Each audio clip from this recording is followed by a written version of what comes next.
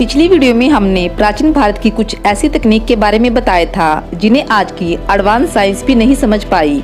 आज की वीडियो में हम प्राचीन भारत की तकनीक के बारे में वो खुलासे करेंगे जिन्हें जानकर आपको भारतीय होने पर गर्व होगा, और साथ में हम साबित करेंगे कि कैसे अंग्रेजों ने हमें बेवकूफ़ बनाया और हम आज भी बेवकूफ़ बन रहे हैं। रामायण और महाभारत की कुछ ऐसी तकनीक के बारे में बताएंगे जो आपने पहले कभी नहीं देखी और सुनी होगी।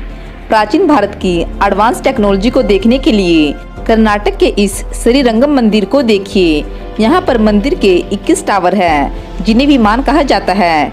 यह 20 विमान पत्थर के बने हैं, पर जो बीच में बना है वह सोने का बना है। मंदिर की वेबसाइट पर बताया गया है कि यह पूरा का पूरा विमान सोने का बना है। पहले हम इसकी एडवांस टेक्नोलॉजी की बात करते हैं। इसे बनाने के लिए कई टन सोने का प्रयोग किया गया है, पर सबसे बड़ी हैरानी की बात है कि सोने का कोई इतना बड़ा स्ट्रक्चर कैसे बना सकता है, वो भी बिना किसी एडवांस तकनीक के और बिना एडवांस मशीनों के। इसे इतनी सफाई से बनाया गया है और इस पर काफ़ी बारीकी डिजाइन बनाया गया है, जिसे देखकर ऐसा लगता है कि जैसे इसे अभी बनाया गया हो। आप खुद सोचकर देखिए, क्या कई टन वजन के सोने के इस विमान को आज की एडवांस कारीगर बिना एडवांस मशीनों और औजारों के बना सकते हैं क्या? इसे भगवान विष्णु का विमान कहा जाता है। सबसे हैरानी की बात यह है कि इस मंदिर को ऐसे ही बनाया गया है जैसे कि आज के किसी बड़े प्रोजेक्ट को बनाया जाता है। इस नक्शे को ध्यान से देखिए। इसे देखकर आपको एडवांस आर्किटेक्ट टेक्नोलॉजी के बारे में पता चलेगा। इस मंदिर के टावरों को विमान कहा जाता है और माना जाता है कि ये टावर प्राचीन काल में प्रयोग किए गए विमानों के डिजाइन पर ही आधारित है। आपने विमान शास्त्र के बारे में जरूर सुना होगा और आप इसे काल्पनिक मानते होंगे। आज मैं इसे लेकर ऐसा खुलासा करूंगी कि आप भी इसे हकीकत मानने लगोगे। जब इस किताब के बारे में खुलासा हुआ तो इसे अंग्रेजों ने बताया कि यह किताब बकवास है और इस किताब में बताए गए विमान के कोई भी मॉडल उड़ने लायक नहीं है। उन दिनों विमान के बहुत ही बेसिक मॉडल बनाए गए थे, पर विमान शास्त्र के इस मॉडल को ध्यान से देखिए। इसका नाम रुकमा विमान है। 1950 के आसपास इस प्रकार के विमान के मॉडल की कल्पना भी नहीं की जा सकती थी, इसलिए इसे बकवास कहा गया। पर अंग्रेजों को इसकी असलियत का पता था और उन्होंने इस पर रिसर्च की। साथ में इसरो भी ऐसा ही विमान बना रहा है। स्पेस एक्स का क्रू ड्रैगन स्पेसशिप और बोइंग का स्टार लाइनर विमान का डिजाइन बिल्कुल सेम है। पहले रुकमा विमान की इस फोटो में लगे साइड के फैन को देखिए। इसका काम विमान को मोड़ना और बैलेंस बनाना है। इनकी जगह पर नासा ने साइड में थ्रस्टर का प्रयोग किया है। अब रुकमा विमान के नीचे लगे इस थ्रस्टर को देखिए, जिसका काम विमान को ऊपर की ओर उठाना है। सेम यही थ्रस्टर स्पेस एक्स और बोइंग के स्पेसशिप में भी लगे हैं। इसरो का स्पेसशिप जिसे गगनयान के लिए तैयार किया जा रहा है, यह भी इसी तकनीक पर आधारित है। कुछ लोग यह कहकर इसे झूठा साबित करने की कोशिश करेंगे कि यह तस्वीर अभी की है, पर ऐसे मूर्खों को मैं बता दूं कि श्रीरंगम मंदिर के टावर रुकमा विमान के डिजाइन पर ही बनाए गए हैं, जिन्हें आप खुद जाकर देख सकते हैं। और हैरानी की बात यह है कि इन टावरों को भी विमान कहा जाता है और इस मंदिर से एक विमान के मॉडल को पाए जाने की बात भी सामने आई है। 1952 में इस किताब को अंग्रेजी में अनुवाद करके यूरोप के लोगों को दिखाया गया तो इस पर काफी बहस हुई थी। जब उन्होंने इसकी जांच की तो हमें बताया गया कि यह किताब 1866 और 1940 के बीच लिखी गई और बताया कि इसमें दिखाए गए विमान उड़ नहीं सकते, क्योंकि 1950 में हम बहुत ही बेसिक तरह के हवाई जहाज बना पा रहे थे। पर हमारे देश के लोग दावा करते थे कि इस प्रकार के विमान का प्रयोग दूसरी दुनिया में जाने के लिए होता था।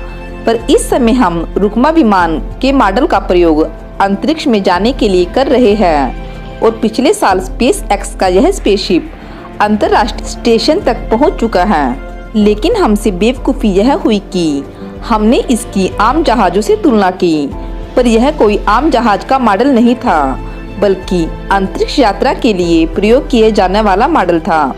मंदिर के टावरों के डिजाइन और इन्हें विमान कहा जाना और रुकमा विमान का सेम मॉडल बनाया जाना, यह साबित करता है कि विमान शास्त्र काफी पुरानी किताब है और इसमें बहुत ही उन्नत टेक्नोलॉजी छिपी है।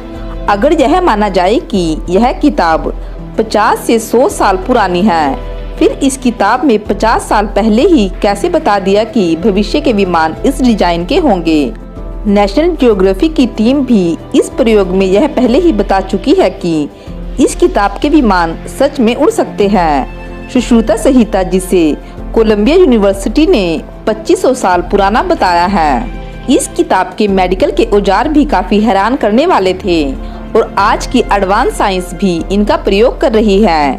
यानी 2500 साल पहले के औजार का आज के मेडिकल की साइंस के औजारों से 100% मेल खाना भी यह साबित करता है कि अंग्रेजों ने हमारे ग्रंथों से सच में तकनीक चुराई है। जिन्हें मेरी बात पर विश्वास नहीं है, वो एक बार सुश्रुता संहिता के बारे में जरूर पढ़े और किसी सर्टिफाइड यूनिवर्सिटी का ही लेख पढ़े। कुछ समय पहले हमारी मंदिर की एक वीडियो वायरल हुई थी, जिसमें एक साइकिल को दिखाया गया था और इसे हजारों साल पुराना बताया था, पर ज्यादातर लोगों ने इसे झूठ माना था। इसके बाद कई लोगों ने इसे ध्यान से देखा और पाया कि इस पिलर से कोई छेड़छाड़ नहीं हुई है और यह वाकई में काफी पुराना डिजाइन था। यह तो कुछ भी नहीं, पर 800 साल पुराने मंदिर में एक डायनासोर की मूर्ति पाई गई। कुछ लोगों ने इस पर सवाल उठाए थे, पर वहां की सरकार ने सबूत के साथ सबके मुंह बंद कर दिए थे। और सिर्फ डायनासोर ही नहीं, इस मंदिर में एक चित्र में दिखाया गया है कि एक मंदिर को पेड़ों ने ढक लिया है। जब इस मंदिर को ध्यान से देखा गया तो इस मंदिर के ऊपर भी ऐसे पेड़ पाए गए। अब सवाल यह है कि 800 साल पहले मंदिर को बनाने वाले को कैसे पता था कि इस मंदिर को पेड़ ढक लेंगे। हिंदू धर्म में कुछ ऐसे संतों का जिक्र है जिन्हें त्रिकालदर्शी कहा जाता था, जो वर्तमान, भविष्य और गुजरा हुआ पल भी देख सकते थे। मॉडर्न साइंस भी इसे मानने लगी है कि भविष्य में हम टाइम ट्रैवल कर सकेंगे और फ्यूचर और पास्ट को देख सकेंगे। कारासूरम के शिव मंदिर की इन सीढ़ियों को देखिए, जो पत्थर की ही सीढ़ियां हैं, पर इन सीढ़ियों में ऐसा क्या है कि इन्हें लोहे के जाल में बंद किया गया है। इन्हें लॉक करके रखा जाना काफी हैरान करने वाली बात लगी, पर मैं आपको बता दूं कि इस मंदिर की ये सीढ़ियां बहुत ही खास है। इन सीढ़ियों की संख्या 10 है, जिनमें से पहली 7 सीढ़ियों पर चलने से संगीत के 7 सुर सुनाई देंगे और बाकी की 3 सीढ़ियों पर चलने से ओम की आवाज आएगी। ओम शब्द 3 अक्षरों से बना है। जिस प्रकार दुनिया के सभी रंग 3 रंगों को मिलाकर बने हैं, वैसे ही दुनिया की सभी ध्वनियाँ ओम से बनी है। नासा भी यह साबित कर चुका है कि ब्रह्मांड की ध्वनि भी ओम है और पूरे ब्रह्मांड में ओम शब्द गूंज रहा है। योगा और मेडिटेशन में भी ओम शब्द का प्रयोग किया जाता है और इसे बोलने के लिए आपको अपनी जीभ हिलाने की जरूरत नहीं पड़ती। इस मंदिर को 800 साल पुराना बताया जा रहा है, जहां पर ये सीढ़ियां है। हमारे इतिहासकार हिंदुओं से भी जुड़ी हर चीज को ज्यादा पुरानी जानबूझकर नहीं बताते, फिर भी 800 साल पहले इस प्रकार की सीढ़ियां बनाना हैरान करने वाली बात है। इससे भी साबित होता है कि हमारे देश में कमाल की टेक्नोलॉजी थी। लोगों ने इन सीढ़ियों को काफी नुकसान पहुंचाया, जिसके बाद इन्हें लोहे के जाल में बंद कर दिया, पर फिर भी लोग पत्थर फेंकने से नहीं हटते।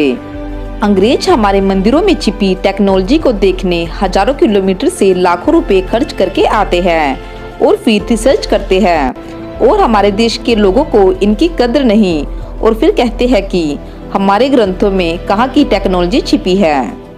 अब कुछ बातें महाभारत के बारे में करते हैं। कुछ लोगों को लगता है कि महाभारत का युद्ध सिर्फ भारत के लोगों के बीच ही लड़ा गया था, पर मैं आपको बता दूं कि इसमें रोम और ग्रीस के लोग भी शामिल थे। ग्रीस को यूनान के नाम से जाना जाता था और वहां के लोगों को यवन कहा जाता था। महाभारत में यवनों ने भी हिस्सा लिया था। महाभारत में हिस्सा लेने वाले सभी राज्यों और परिवारों का जिक्र है, जैसे मत्स्य, काशी, मगधा, काम्बोज, कुंतला, किष्किंधा। ऐसे लगभग 50 से ज्यादा नाम हैं, जो आप इस नक्शे में भी देख सकते हैं। सबसे ज्यादा हैरान यवना और अश्वाका करते हैं। संस्कृत में अश्वा घोड़े को कहा जाता है और अश्वाका घोड़े वाले देश के लिए प्रयोग किया गया है। और यवना ग्रीस के लोगों के लिए। जिन लोगों को लगता है कि महाभारत झूठ है, वो लोग सिर्फ ये नाम याद करके नक्शे में सही जगह पर लिखकर दिखा दे। महाभारत को लिखने वालों को सभी जगहों की सही जानकारी होना, सभी राज्यों और उनके राजाओं के नाम पता होना, उनकी पूरी पीढ़ी का पता होना ही दिखाता है कि यह ऐतिहासिक घटनाएं थी। महाभारत में हर चीज डिटेल में लिखी गई है, जैसे कौरवों का सेनापति कौन था। भीष्म पहले दिन से लेकर 10वें दिन तक सेनापति थे। उसके बाद द्रोणाचार्य 11वें दिन से लेकर 15वें दिन तक रहे। कर्ण ने 16वें दिन से लेकर 17वें दिन तक, और शल्य 18वें दिन और अश्वत्थामा 18वें दिन की रात को। आप महाभारत के किसी भी पॉइंट को ले लो, हर चीज आपको डिटेल में मिलेगी। पिछली वीडियो में मैंने महाभारत से जुड़ी कुछ टेक्नोलॉजी के बारे में बताया था। अभी कुछ और के बारे में भी जानते हैं। जैसा कि हमें पता है कि गंधारी ने 100 पुत्रों को जन्म दिया था, पर कोई औरत 100 पुत्रों को जन्म कैसे दे सकती है। अगर महाभारत में कहा जाता है कि गंधारी ने एक एक करके 100 पुत्रों को जन्म दिया, तो यह भी गलत साबित होता। अगर यह कहा जाता कि उसने एक साथ 100 पुत्रों को जन्म दिया, तब भी हम इसका मजाक उड़ाते। पर महाभारत में कहा गया है कि गंधारी के गर्भ से एक मांस का टुकड़ा निकला, जिसे 101 टुकड़ों में काट कर 101 बर्तनों में रखा गया, जिससे 100 कौरव और उनकी बहन पैदा हुई। आज टेस्ट ट्यूब बेबी भी और क्लोनिंग जैसी एडवांस तकनीक है, पर महाभारत में इससे भी एडवांस तकनीक का प्रयोग किया गया था, जिसमें एक एम्ब्रियो को 101 हिस्सों में बांटा गया था, जिसे फिर कंटेनर में रखा गया था। और साइंटिस्टों का मानना है कि ऐसा भविष्य में भी हो सकता है। देवताओं का कहीं भी प्रकट हो जाना कुछ ऐसा ही है जैसे होलोग्राम तकनीक है। एक अस्त्र से दूसरे अस्त्र को हवा में मार गिराना मिसाइल डिफेंस सिस्टम की तरह है। सम्मोहन अस्त्र से सभी को बेहोश करना उसी तरह है जैसे रूस अफीम, हीरोइन और मॉर्फिन से तैयार गैस का प्रयोग बेहोश करने के लिए करता है। किसी अस्त्र से बारिश होना वैसे ही है जैसे चाइना मिसाइल से बारिश और बर्फबारी करवाता है। महाभारत में अस्त्रों के अलग अलग नाम थे और उनको बनाने वाले भी अलग अलग थे और उनके काम भी अलग थे, जैसे ब्रह्मास्त्र, इंद्रास्त्र, अग्नेयास्त्र, रुद्रा और वज्रास्त्र जैसे 20 से ज्यादा अस्त्रों का जिक्र है। अगर महाभारत सिर्फ तीर और धनुष से लड़ा गया होता तो इतने अस्त्रों के बारे में जिक्र करने की जरूरत ही नहीं होती। जैसे मैं सोचती हूँ कि हड़प्पा, माया, मेसोपोटामिया जैसी बहुत सारी एडवांस सभ्यताएं थी। इन सभ्यताओं का विनाश 4-5 हजार साल पहले क्यों हुआ और इन सभी सभ्यताओं की एडवांस टेक्नोलॉजी कहाँ चली गई? क्योंकि ये सभ्यताएं जमीन के नीचे दफन हो गई और इन सब के बारे में सिर्फ 200 साल पहले ही पता चला। ऐसा क्यों? क्या सभी सभ्यताओं को लगभग एक ही समय विनाश होना और सभी का विनाश बाढ़, सूखा या किसी महामारी से हो सकता है? मैं तो ऐसा नहीं मानती, क्योंकि ये सब सभ्यताएं बहुत ही एडवांस थी। पर महाभारत में यूनान तक के लोगों का नाम लेना और महाभारत में एडवांस अस्त्रों का प्रयोग होना ही सभी सभ्यताओं के विनाश का कारण हो सकता है। यह दुनिया का पहला विश्व युद्ध ही था। महाभारत के बाद ही प्राचीन तकनीक खत्म हो गई थी। महाभारत में तो 1 अरब 66 लाख तक लोगों के मारे जाने का जिक्र किया जाता है। हो सकता है यह आंकड़ा बढ़ा चढ़ाकर बताया गया हो, पर इतना तो कंफर्म है कि इसमें बहुत ज्यादा लोग मारे गए थे और इतने लोग परमाणु हथियारों से ही मारे जा सकते हैं। आज के पढ़े लिखे लोग भी 1 अरब 66 करोड़ 20 लाख तक की संख्या को आसानी से नहीं बोल सकते, पर हजारों साल पहले युधिष्ठिर ने यह संख्या बताई थी, जो साबित करता है कि वो मैथ में कितने एडवांस थे। जिस समय मिस्र और यूनान के लोग कबीलों में रहते थे, उस समय राजा शतरंज खेलते थे, जो बहुत ही तेज दिमाग वालों का ही खेल है। हमारे पूर्वज काली मिर्च देकर विदेशियों से सोना ले लिया करते थे और कुछ लोग उन्हें मूर्ख बता रहे हैं। एल्बर्ट आइंस्टाइन कह चुके हैं कि imagination is more important then knowledge, यानी जिस व्यक्ति की कल्पना करने की क्षमता बहुत ही ज्यादा है वही महान इंसान बन सकता है। हमारे ग्रंथों को पढ़कर आपकी कल्पना शक्ति का वो विकास होगा जो आप सोच भी नहीं सकते। इनमें सभी एडवांस तकनीक छिपी है। जो लोग कहते हैं कि वेद पढ़ने से कोई जहाज नहीं बना सकता, मैं उनसे पूछती हूँ कि क्या सभी साइंस पढ़ने वाले लोग जहाज बना सकते हैं? हमारे देश के लोग सुश्रुता संहिता पढ़कर मेडिकल के एडवांस औजार नहीं बना सके, विमान संहिता पढ़कर स्पेसशिप नहीं बना सके।